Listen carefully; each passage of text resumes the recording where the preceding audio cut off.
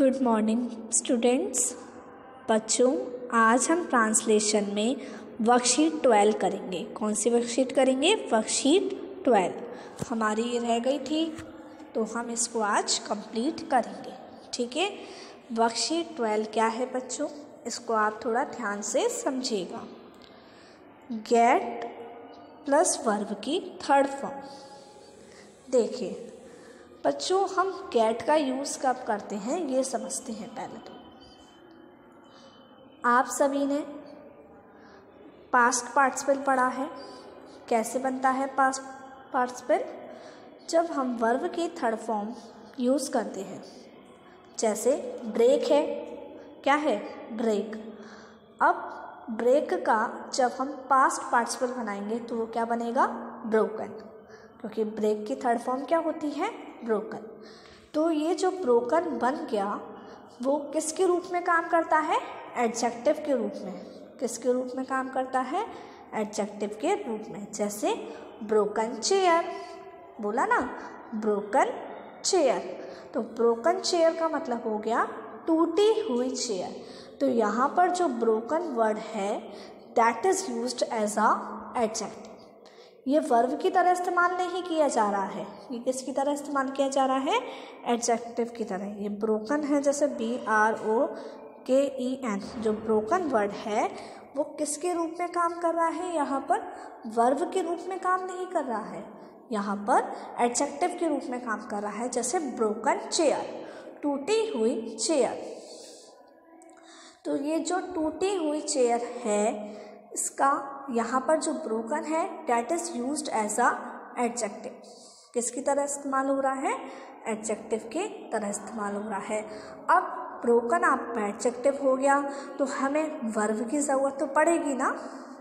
Verb नहीं होगी तो हम सेंटेंस कैसे बनाएंगे? तो जब हमें वर्ब की ज़रूरत पड़ती है इस प्लेस पर, तो हम कौन सी वर्ब का इस्तेमाल करते हैं बच्चों? गेट। कौन सी वर्ब का इस्तेमाल करते हैं? गेट का इस्तेमाल करते हैं। कौन सी वर्ब का इस्तेमाल करेंगे हम? गेट वर्ब का इस्तेमाल करेंगे। आई बात समझ में? समझ आपको सभी को? तो ब्रोकन हो गया, ब्रोकन मतलब टूटी हुई चेयर। तो ब्रोकन यहाँ पर एडजेक्टिव की तरह काम कर रहा है, तो हमें वर्ब की ज़रूरत पड़ेगी, तो हम वर्ब के लिए गेट का इस्तेमाल करेंगे। ठीक है, जैसे मैंने बोला बॉइल्ड एग। अब ये क्या हो गया? बॉइल्ड एग मतलब उबले हुए अंडे। अगर हमें कोई वर्ब नहीं है हमारे पास तो हम कौन सी वर्ब का इस्तेमाल करते हैं? गेट का। वहाँ पर हम कौन सी वर्ब का इस्तेमाल करेंगे? गेट का। ठीक है, जैसे आई गॉट। अब गेट की अगर हमें पास्ट में इस्तेमाल करना है, टेंस के अकॉर्डिंग इस्तेमाल होगी। जिस टेंस में जो वर्ब होती है फर्स्ट फॉर्म में होती है, सेकंड फॉर्म में होती है, थर्ड फॉर्म में होती है, इन द सेम वे उसी वे में आपकी जो गेट वर्ब इस्तेमाल की जाएगी। तो गेट की जो सेकंड फॉर्म होती है वो गॉट होती है। क्या होती है बच्चों? Got, GOT, got. आई बात समझ में सभी को? तो यहाँ पर गॉट है, जैसे मैंने बोला आई गॉट सरप्राइज्ड। तो सरप्राइज्ड क्या है? एक एडजेक्टिव की तरह काम कर रहा है कि मैं क्या हो गया? आश्चर्यचकित हो गया। आई गॉट हो गया, इसके लिए हिंदी कैसे बनेगी? मैं हो गया। आप सेंस को समझिए कि इसका मतलब क्या होता है, ये किस प्लेस पर इस्तेमाल की जाती है। ठीक है, तो क्या बोलूँगी मैं सरप्राइज हो गया, मतलब मैं आश्चर्यचकित हो गया। क्या हो गया? मैं आश्चर्यचकित हो गया। तो यहाँ पर आप कौन से वर्ब का इस्तेमाल करेंगे? गॉट का। तो I got surprised. I got surprised मतलब मैं आश्चर्यचकित हो गया। आई बात समझ में सभी को? अभी मैं ऐसे बोलूँ आई गेट सरप्राइज्ड, तो वहाँ पर गेट क्या है? कौन सा टेंस है? प्रेजेंट इंडेफिनिट टेंस है। तो कैसे हिंदी बनेगी उसकी? मैं सरप्राइज, मैं आश्चर्यचकित हो जाता हूँ, मैं आश्चर्यचकित हो जाता हूँ। आई गेट सरप्राइज्ड मतलब मैं आश्चर्यचकित हो जाता हूँ, क्योंकि यहाँ पर कौन सा टेंस है? Present indefinite. और मैं बोलूँ आई विल गेट सरप्राइज्ड, तो आई विल गेट सरप्राइज्ड का मतलब मैं आश्चर्यचकित हो जाऊँगा, मैं आश्चर्यचकित हो जाऊँगा, बिकॉज ये कौन सा टेंस है? Future indefinite. तो टेंस के अकॉर्डिंग हिंदी होगी। ठीक है, चलिए अब गेट का मतलब और अच्छे से समझने के लिए आपकी वर्कशीट्स में जो सेंटेंसेस दिए हैं हम उनको समझते हैं और उनकी हिंदी बनाते हैं। ठीक है, चलिए करते हैं। देखिए बच्चों, जो आपका फर्स्ट सेंटेंस है क्या है, देखिए, this work will get done later today. तो आप इस सेंटेंस में देख रहे हैं गेट है और गेट के बाद डू की थर्ड फॉर्म है। क्या है डू की थर्ड फॉर्म? डन। ओके, तो डू की थर्ड फॉर्म क्या होती है बच्चों? डन। तो गेट डन। अब आप मुझे बताइए पहले वाले सेंटेंस में कौन सा टेंस है? Future indefinite. कौन सा टेंस है? Future indefinite. तो जैसे क्या है, यह काम, दिस वर्क मतलब यह काम, विल गेट डन, क्या होगा? विल गेट डन मतलब बाद में, विल गेट डन मतलब हो जाएगा, क्या होगा? हो जाएगा, यह काम हो जाएगा। लेटर मतलब बाद में, टुडे आज, तो यह काम आज बाद में हो जाएगा। ठीक है, क्या बनेगी इसकी हिंदी? यह काम आज बाद में हो जाएगा। आई बात समझ में सभी बच्चों को? देखिए नेक्स्ट क्या है, ही गॉट हिट। अब ये क्या है? Got hit. तो इसका मतलब क्या है? गॉट हिट मतलब चोट, वार हुआ। गॉट हिट मतलब वार हुआ या चोट लगी। ठीक है, हिट मतलब होता है ना किसी चीज़ से हम तब हिट हो जाते हैं या कोई चीज़ हमें मार देती है, हिट कर देती है, तो हिट मतलब मारना। आई बात समझ में सभी बच्चों को? तो he got hit in the head, कहाँ पर? सिर पर। किससे? By a hockey stick. किसके द्वारा? हॉकी स्टिक से। बाई अ हॉकी स्टिक मतलब हॉकी स्टिक से। तो उसने एक हॉकी स्टिक से, क्या बनेगी इसकी हिंदी? उसके, यहाँ पर हम खुद काम नहीं होगा, हमारे ऊपर किया जाएगा। तो जैसे उसके, क्या बनेगी इसकी हिंदी? उसके एक हॉकी स्टिक से सिर पर वार हुआ। ठीक है, अगला देखिए क्या है, she got her fingers stuck. अब आप देख रहे हैं she got her fingers stuck. अब स्टक मतलब होता है किसी चीज़ को फंसा लेना, तो उसने क्या फंसा ली? अपनी फिंगर्स। गॉट के बाद आएगा क्या किया उसने? अपनी फिंगर्स को फंसा लिया, स्टक कर लिया। तो he got her fingers stuck. अब आप यहाँ पे गॉट स्टक को एक साथ नहीं लिखेंगे, गॉट और स्टक के बीच में किसको फंसाया उसने? अपनी फिंगर्स को। तो हर फिंगर्स बीच में आएगा। कहाँ आएगा? हर फिंगर्स बीच में। ठीक है, तो she got her fingers stuck. किसमें फंसा ली?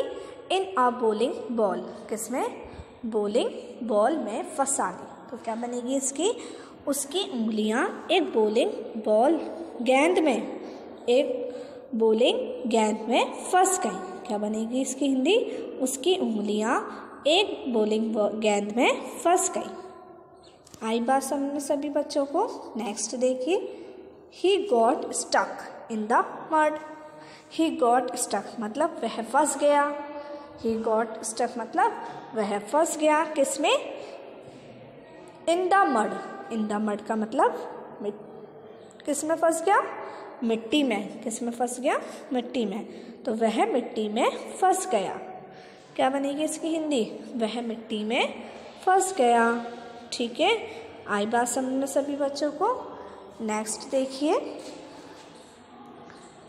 If you do not do your job you might get fired. तो might get fired, get fired का मतलब क्या हो गया? गेट फायर्ड का मतलब होता है निकालना। फायर मीन्स क्या होता है? किसी को गुस्से से निकाल देना। तो देखिए, if you do not your job, यदि तुम अपनी नौकरी नहीं करते हो या अगर यदि तुम अपनी नौकरी नहीं करोगे, यू माइट गेट फायर मतलब तुम्हें नौकरी से निकाला जा सकता है। क्या बनेगी, तुम्हें नौकरी से निकाला जा सकता है। ठीक है, यहाँ पर आप देख रहे हैं गेट के बाद जो फायर है, दैट फायर्ड, तो यहाँ पर ये एडजेक्टिव की तरह काम कर रहा है और एडजेक्टिव है तो वर्ब की ज़रूरत पड़ रही है हमें, तो वर्ब के लिए हम गेट का इस्तेमाल कर रहे हैं। आई बात समझ में। और आप देखिए सेकंड वाले सेंटेंस में पास्ट इंडेफिनिट टेंस है तो वहाँ पर हमने गॉट यूज़ किया है। ऐसी थर्ड वाले सेंटेंस में भी हम टेंस के अकॉर्डिंग वर्ब का इस्तेमाल करेंगे, गेट, गॉट। ओके, गेटिंग अगर प्रेजेंट कंटिन्यूअस है, जैसे मैं आश्चर्यचकित हो रहा था तो आई वॉज गेटिंग सरप्राइज्ड, मैं आश्चर्यचकित हो रहा था, I was getting surprised. Understood, मैं आश्चर्यचकित हो रहा हूँ तो आई एम गेटिंग सरप्राइज्ड। आई बात समझ में सभी बच्चों को। चलिए अब आगे देखते हैं हम। देखिए क्या है, सिक्स्थ वाला देखिए, if they get this traffic light, क्या है, if they get this traffic light fixed soon they will go to have lunch. अब यहाँ पर गेट, अब किसको करवाना है, ट्रैफिक लाइट को फिक्स कराना है। इसका मतलब गेट और फिक्स्ड के सेंटर में क्या आएगा, ट्रैफिक लाइट। ठीक है, इन दोनों के बीच में क्या आएगा, ट्रैफिक लाइट। तो if they get this traffic light fixed soon, तो क्या बनेगा, यदि उन्होंने जल्द ही इस ट्रैफिक लाइट को ठीक करवा, यदि वह जल्द ही इस ट्रैफिक लाइट को ठीक करवा देंगे। ठीक है, they will go to have lunch, तो वह लंच करने चले जाएंगे। They will go to have lunch मतलब तो वे लंच करने चले जाएंगे, लंच करने चले जाएंगे, या फिर हम कह सकते हैं तो वे दोपहर का भोजन करने चले जाएंगे। ठीक है, अब आप यहाँ पर देखिए, द विंडो गॉट ब्रोकन। अब आप ये देख रहे हैं ना, गॉट ब्रोकन मतलब टूट गई, गॉट ब्रोकन मतलब टूट गई।